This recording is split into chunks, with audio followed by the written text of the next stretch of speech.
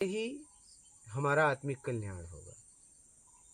जीवन में अगर ज्ञान नहीं है, अभी तो हमारे पास वो ज्ञान है जो हमारे ऊपर थोपा हुआ है। क्या थोपा हुआ ज्ञान बस एक जानकारी है, वो सही भी हो सकता है, गलत भी हो सकता है। और ऐसी जानकारियां हमें घुमा रही है, अशांत करके रखी है।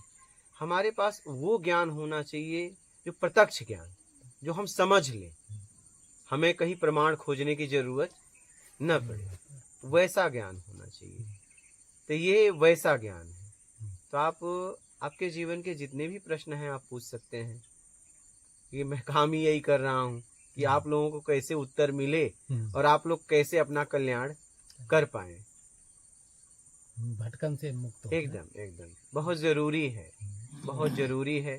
क्योंकि आज बाहर की व्यवस्थाएं हमारे पास खूब है, लेकिन हम व्यवस्थाओं से जैसे ही हटते हैं हम बड़े दुखी हो जाते हैं, निराश होते हैं, अशांत पाते हैं अपने आप को।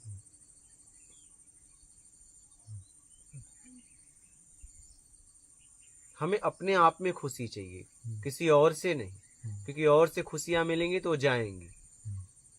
क्योंकि बाहर बदलाव होगा तो फिर बाहर बदलाव होगा तो अंदर भी बदलाव होगा। अंदर बाहर के चक्कर में हम फंसे हैं, लेकिन अंदर बाहर से अलग भी कुछ है, अंदर वाला। हमने उसको कभी समय नहीं दिया तो अपनी जरूरत को दिया, कभी अपनी जरूरत को, कभी जो लोग मुझसे जुड़े हैं उनकी जरूरत को, लेकिन कभी जरूरत से हटे नहीं। कोई ऐसा है कि जो जरूरत से भी अलग है, वो मैं। हमने अपना जीवन सिर्फ काम काम काम में गुजार रहा हूं, बस काम, कभी अपने लिए कभी लोगों के लिए। लेकिन कुछ है, ये जो काम कर रहा है जरा उसे तो विश्राम दो। आप सोते भी हो तो किसके लिए सोते हो? शरीर के लिए सोते हो, शरीर को आराम देने के लिए। कभी आप उसे विश्राम दीजिए, स्वयं को। हमने अपने आप को कभी विश्राम नहीं दिया, हर वक्त शारीरिक या मानसिक अपने आप को काम करवाते रह गए। जब भी किया तो या तो लोगों के लिए या शरीर के लिए, बस इतने तक हमारा जीवन एक दायरा बना लिया हूं, इतने तक मैं जी रहा हूं।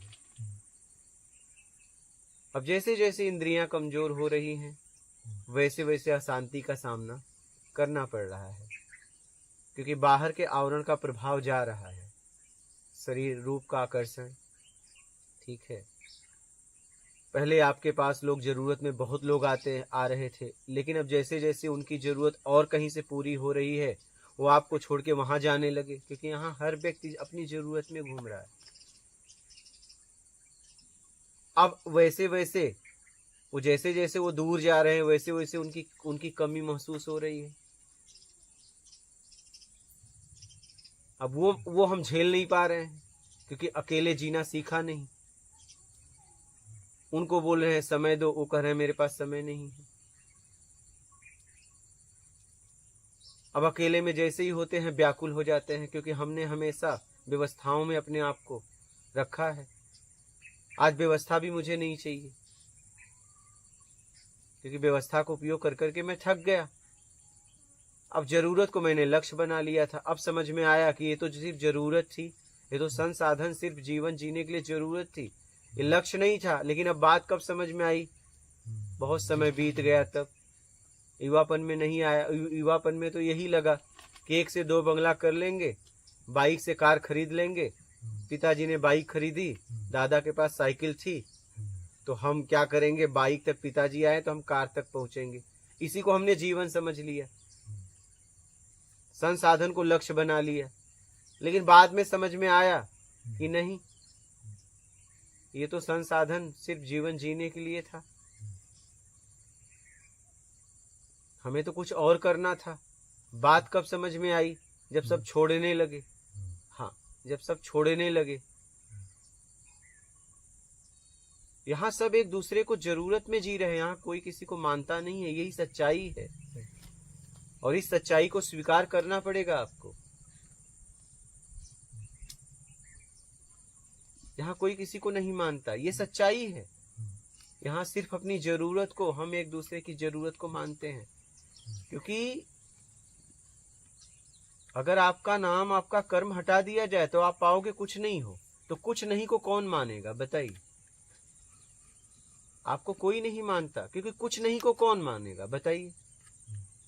अगर आप कुछ रहोगे तो आपको मानेंगे, क्योंकि आपसे कुछ मिलेगा।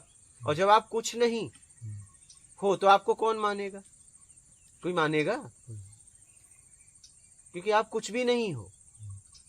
हम अपने आप को कुछ समझ बैठे, हमें तो काम करने का बस मौका मिला था। शुरुआत में भी कुछ नहीं था और आखिरी में भी कुछ नहीं था। ये कुछ है में हमने कुछ है को पकड़ लिया।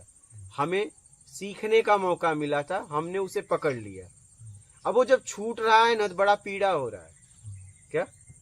बड़ा पीड़ा हो रहा है, क्योंकि हमारे तरीके से अब नहीं हो रहा है। उसमें बदलाव वो प्राकृतिक तरीके से हो रहा है या तो उसके तरीके से हो रहा है।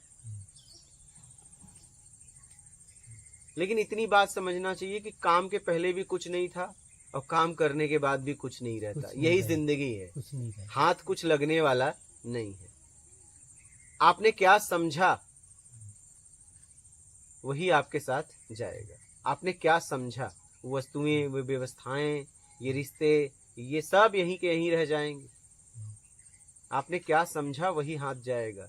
इसलिए अब अपने आप को समझिए, अब अपने आप को समय दीजिए।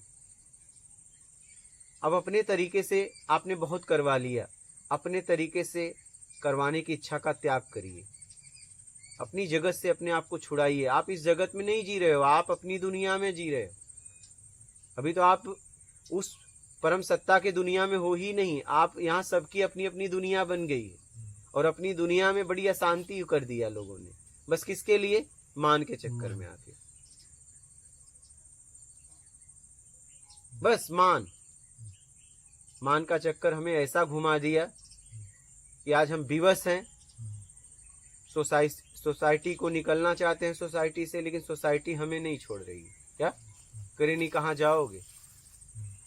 परिवार को छोड़ना चाहते हैं, परिवार नहीं छोड़ रहा है, क्योंकि लेन देन हो गई है। तो समझ समझ के अपने आप को निकालिए। अध्यात्म जज्बात का, आवेश का मार्ग नहीं है, स्वभाव का मार्ग है। क्या? हाँ, मुझसे अभी एक चैनल चलाते हैं, हेमंत जी थे।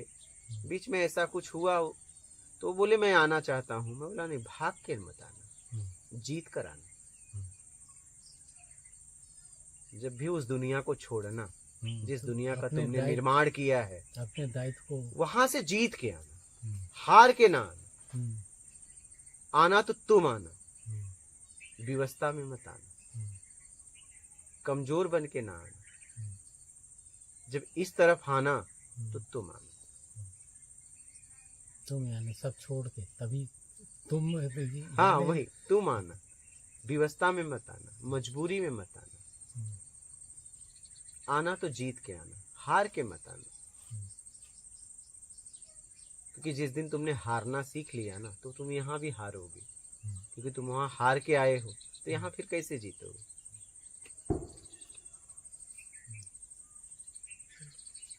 तो उन्होंने हमारी बात मानी, रखी। अब उन्होंने कहा कि अब मैं आ सकता हूँ, क्योंकि मैं अब जीत गया। अब मैं बोला आप कभी भी आ सकते हो, लेकिन जीत के आना, हार के नहीं। कहने का तात्पर्य ये है मेरा, इस तरफ बढ़ना तो जीत के बढ़ना, हार के नहीं। स्वभाव में बढ़ना, कुभाव अभाव में कभी आध्यात्मिक तरफ मत जाना। ये ध्यान रखना।